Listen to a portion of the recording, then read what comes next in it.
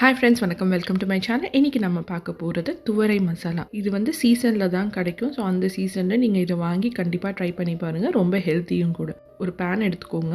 அதில் வந்து coconut oil add பண்ணிவிட்டு சோம்பு ஆட் பண்ணிக்கோங்க. அதில் வந்து கட் பண்ணி வச்ச வெங்காயம், பச்சை மிளகா ஆட் பண்ணி இதை நல்லா வதக்கிக்கோங்க. இது நல்லா வதங்கினதுக்கப்புறம் ஒரு ஸ்பூன் இஞ்சி பூண்டு பேஸ்ட் வந்து ஆட் பண்ணிவிட்டு இந்த பச்சை வாசனை போகிற வரைக்கும் இதை நல்லா வதக்கி எடுத்துக்கோங்க. இது நல்லா வதங்கினதுக்கப்புறம் ஒரு தக்காளியை வந்து சின்னதாக கட் பண்ணிவிட்டு அதையும் ஆட் பண்ணி நல்லா வதக்கிக்கோங்க.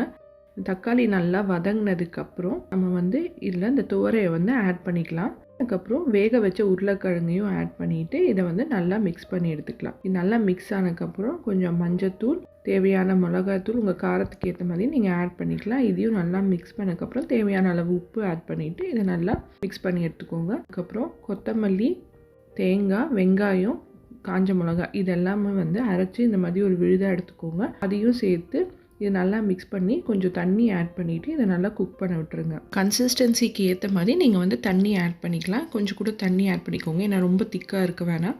இது வந்து சப்பாத்தி இல்லை தோசை, இட்லிக்கெல்லாம் வந்து சூப்பர் காம்பினேஷனாக இருக்கும். அப்புறம் கொஞ்சம் கொத்தமல்லி வந்து லாஸ்ட்டாக ஆட் பண்ணிவிட்டு இறக்கிடலாம். இந்த டேஸ்டியான ரெசிபியை நீங்களும் ட்ரை பண்ணி பாருங்கள். தேங்க்யூ.